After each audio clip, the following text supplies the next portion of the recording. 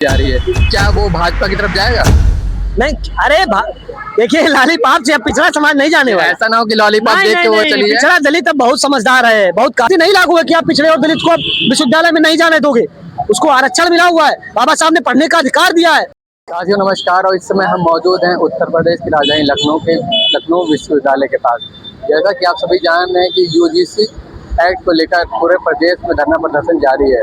सभी छात्र UGC bill को लेकर काफ़ी धरना प्रदर्शन दे रहे हैं और सवर्ण समाज काफ़ी इस पर नाराज है। लेकिन यहाँ पे हम कुछ छात्र हैं, बात करना चाहेंगे। क्या नाम है सर?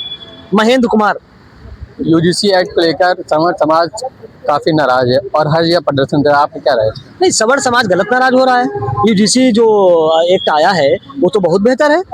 उसका देखिए, उसका स्वरूप क्या है, वो क्या कह रहा है। यूजीसी एक्ट कह रहा है कि विश्वविद्यालयों में जो असमानता है उसको खत्म करके समानता लाएंगे। विश्वविद्यालयों में जो जातीय भेदभाव व्याप्त है उसको खत्म करेंगे। विश्वविद्यालयों में जो दलित, पिछड़ा और आदिवासी के साथ उत्पीड़न होता है, ये सही बात है, होता है भाई। रोहित वेमुला का केस आप उठा करके देख लीजिए, पायल तड़वी का केस उठा करके देख लीजिए। अनगिनत ऐसे केस, अनगिनत विश्वविद्यालयों में अनगिनत ऐसी घटनाएं हुई हैं जिसमें दलित के साथ, पिछड़े के साथ और आदिवासी समाज के साथ जातीय उत्पीड़न हुआ है। उसके बाद ही तो ये सर्वे हुआ। यूजीसी ने सर्वे किया तो ये पाया कि भारत के विश्वविद्यालयों में 2019 के बाद 2024 तक के 118% जातीय उत्पीड़न बढ़ गया है। तब जाकर के ये किया गया, संशोधन किया गया। ये एक तो 2012 का है ना, अभी तो संशोधन हुआ है। इसमें कोई बुराई नहीं है। सवर्ण समाज को बड़ा दिल करना चाहिए भाई। संविधान लागू है, अब मनुस्मृति नहीं लागू है कि जो चाहोगे वो कर लोगे। मनुस्मृति, संविधान का अनुच्छेद 14, 15, 16, अनुच्छेद 21 हमें अधिकार देता है कि हम सम्मान के साथ रह सकते हैं, हम सम्मान के साथ अपना संगठन बना सकते हैं, सम्मान के साथ हम पढ़ लिख सकते हैं, शिक्षा का अध्ययन कर सकते हैं। और आपके पेट में दर्द क्यों हो रहा है अगर हमें अधिकार मिला है? तुमको जब ईडब्ल्यूएस मिला था सवर्णों को तो हमने तो नहीं विरोध किया। किसी बताओ आप ओबीसी एससी एसटी ने विरोध किया हो? आज हमें कोई अधिकार मिला तो आप क्यों विरोध कर रहे हैं? ये सरकार जो सबका साथ सबका विश्वास को लेकर बात के लिए फिर क्यों नाराज है? आप सोचिए कि ये सरकार सवर्णों की सरकार है, लेकिन उसके बाद भी अगर इसको करना पड़ रहा है तो कहीं ना कहीं मजबूरी तो होगी, कहीं ना कहीं घाव तो बड़ा होगा, नासूर बन चुका होगा, तभी तो इलाज हो रहा है उसका। क्योंकि उसको पता है कि अगर ओबीसी एससी एसटी इस बात को समझ गया, भाप गया, विश्वविद्यालयों में, महाविद्यालयों में बातें चर्चा में थी, ओबीसी एससी एसटी दबी जुबान में बातें करता है, अरे भाई हमारे साथ जातीय उत्पीड़न हो रहा है, भेदभाव हो रहा है, हमें पढ़ने लिखने से रोका जा रहा है, हमारे इंटरव्यू में नंबर काटे जा रहे हैं, हमारे असाइनमेंट में, इंटरनल में नंबर काटे जा रहे हैं, तो जातिवादी और मनवादी सोच के प्रोफेसर बैठे मेरे साथ जातीय उत्पीड़न करते हैं। ये बातें तो हो रही थी।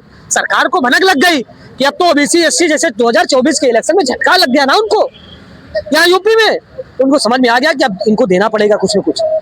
तो उन्होंने किया है। अगर किया है तो सवर्णों को स्वागत करना चाहिए। उनकी सरकार ने किया है, उनकी सरकार कभी गलत तो नहीं कर सकती। वही लोग तो कहते थे जब मुसलमान के घर पे बुलडोजर चलता था तो यही सवर्ण समाज के लोग क्या कहते थे? अरे मोदी जी किए हैं, अच्छा किए होंगे, राष्ट्र हित में है। जब यही लोग कहते थे कि महंगाई कितनी भी हो जाए, डीजल पेट्रोल अगर हमें 5,000 रुपए लीटर खरीदना पड़ेगा तब भी हम खरीदेंगे, 5,000 रुपए कहते नहीं थे? कौन कहता था? वही लोग कहते थे जो यूजीसी एक्ट का विरोध कर रहे हैं। अरे मोदी जी ने किया तो अच्छा ही किया होगा भाई, स्वागत करिए, बड़ा दिल करिए, ओबीसी एससी एसटी से नफरत मत करिए। ऐसे हिंदू एकता नहीं बनेगी। ये लोग कहते हैं हिंदू एकता बनाओ, हिंदू एकता बनाओ। अरे कैसे हिंदू एकता बन जाएगी? कैसे हिंदू एकता बन जाएगी?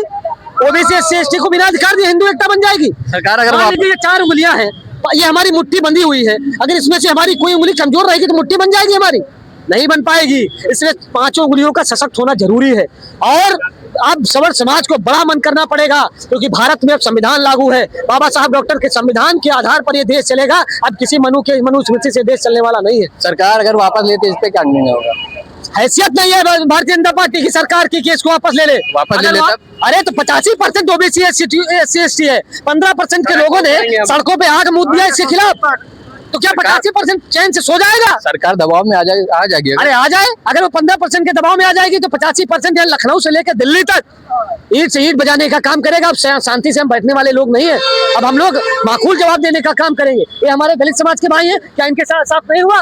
इनके साथ जातीय उत्पीड़न नहीं होता है? जब कोई एससी ओबीसी का यहाँ बच्चा आता है, इंटरव्यू देता है तो पता है जातिवादी प्रोफेसर क्या कहते हैं? अरे अहिर गडरिया और पासी चमार के बच्चे पीएचडी करेंगे तो सवर्ण का बच्चा क्या करेगा? अरे क्या तुम्हारे बच्चे को यहाँ जन्म से अधिकार मिल गया है?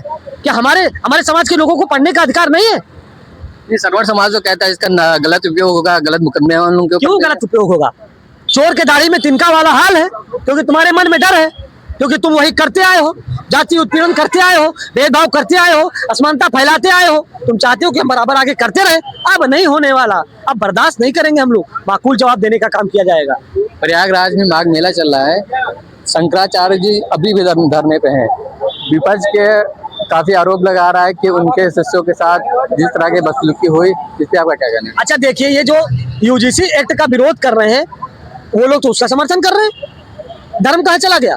तो कह रहे हैं वहां तो भारतीय जनता पार्टी की सरकार ठीक कर रही है। शंकराचार्य को पैदल चले जाना चाहिए था, तमाम प्रकार के वो बयान दे रहे हैं। तो डिप्टी सीएम तो कह रहे हैं कि जो है उनका नाराजगी उनको खत्म कर देनी। डबल इंजनों की टकराहट, टकराहट है। और क्या, मुख्यमंत्री कुछ और कहते हैं और केशव प्रसाद मौर्य दिल्ली के इशारे पे कुछ और कहते हैं। दो पहिया अलग अलग है क्या? अरे आपस में लड़ रहे हैं, अलग नहीं है, आपस में लड़ रहे हैं, आमने सामने है। अब भारतीय जनता पार्टी खत्म, पार्टी खत्म। अरे उल्टी गिनती शुरू। वो तो 400 पार कहते थे।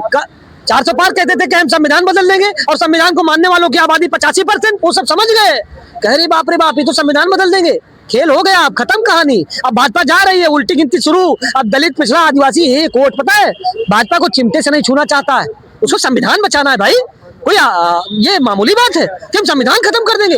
अरे तुम्हारी हैसियत है, तुम्हारे पुरखे नहीं खत्म कर पाए। जैसे यूजीसी एक्ट के बाद दलित समाज में, पिछड़ा वर्ग समाज में काफी खुशी देखी। अभी हो गया है, अब वो अपने अधिकार, क्योंकि ये कोई समझिए बात को, अभी लड़ाई बहुत बड़ी है। अभी तो सिर्फ एक अधिकार हमको मिला है ना कि हमारी कमेटी बनेगी, हम उसमें जाके शिकायत करेंगे। अच्छा, कमेटी में सदस्य कौन होगा? कमेटी का चेयरमैन कौन होगा? कमेटी चेयरमैन बीसी साहब होंगे, और बीसी साहब कौन, किस बिरादरी के होंगे? किस बिरादरी के होंगे बताइए आप? अभी तो हमको बीसी बनाना है ना। 85% SC ST OBC का हमें बीसी बनाना है, हमें प्रोफेसर बनाने हैं 85%। उसके बाद हम चैन से बैठेंगे। और ये भारतीय जनता पार्टी हमारा बीसी नहीं बनाएगी, भारतीय जनता पार्टी हमारे प्रोफेसर नहीं बनाएगी, समझ रहे हैं आप? हमें तो अभी प्रोफेसर बनाना है, इसलिए भारतीय जनता पार्टी को हमें सरकार से उखाड़ फेंकना है। हमें सामाजिक न्याय पर आधारित सरकार को लाना है, तभी हमारे लोगों को अधिकार मिलेगा। 2027 के इलेक्शन पास आ रहा है, 26 में तैयारियां हो जाएंगी, तो क्या लगता है इसमें पीडीए कितना फर्क पड़ेगा? पीडीए बहुत मजबूती से लड़ेगा इस बार। और अब तो जंगल में पीडीए क्रांति हो गई ना। गांव में आखिर में बैठा है किसान, जो खेत में बैठा है, और विश्वविद्यालय में सबसे जो कमजोर तबके से आने वाला व्यक्ति है, वो भी पीडीए को समझ गया। वो तो जान रहा है पीडीए तो हमारी बात हो रही है, हमारे हक अधिकार की बात हो रही है। 69,000 शिक्षक भर्ती में किस तरीके से पिछड़ों का आरक्षण खाया गया, किस तरीके से आप सोचिए कि आज के समय में ओबीसी से ज्यादा कम मेरिट ईडब्ल्यूएस की जा रही है, जनरल की मेरिट कम जा रही है। ऐसा कैसे संभव है? यानी कि जातिगत चीजें हो रही है, जातिगत भेदभाव हो रहा है, इसको ठीक करना है हम लोगों को। ब्रजेश पाठक तो कह रहे हैं पीडीए सिर्फ छलावा है। अरे भाई, वो सामंतवादी आदमी है, समझ रहे हैं ना? ब्रजेश पाठक, उनकी हैसियत नहीं है बोलने की पीडीए पे। वो हरिशंकर तिवारी के गनर बन के घूमते थे, समझ रहे हैं? तो वही करें, और भारतीय जनता पार्टी उनको निकाल के फेंक देगी।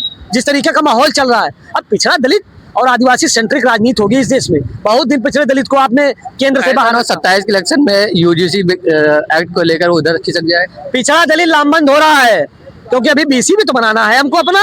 85% बीसी बनाना है, 85% प्रोफेसर हमको बनाने हैं। पता है आपको? प्रोफेसर सबसे ज्यादा जो सर्वण ही है ना, सबसे ज्यादा 99% है भाई। फिर क्यों नाराज है? अब उनसे पूछिए ना ये बात, वो मिले तो पूछिएगा। काहे ना, तो सर्वण समाज ही ऊपर बैठा है ना, फिर क्यों जो है बीसी सबसे ज्यादा है, प्रशासनिक अधिकारी उनके हैं, फिर भी नाराज है। हमें तो समझ में नहीं आ रहा आखिर उनका दर्द क्या है। अगर दर्द सही बता दें तो हम लोग इलाज भी करेंगे उनका। हम लोग ऐसे अमानवी लोग नहीं है, अगर उनका दर्द पता चलेगा तो हम लोग इलाज करेंगे उनका। चलिए, बहुत बहुत धन्यवाद हमारे साथ बात करने के लिए। जैसा कि आपने सुना, इनका कहना है कि अगर सरकार वापस लेती है तो ये प्रवर्तन विपक्ष के द्वारा बहुत तगड़े से किया जाएगा। धन्यवाद।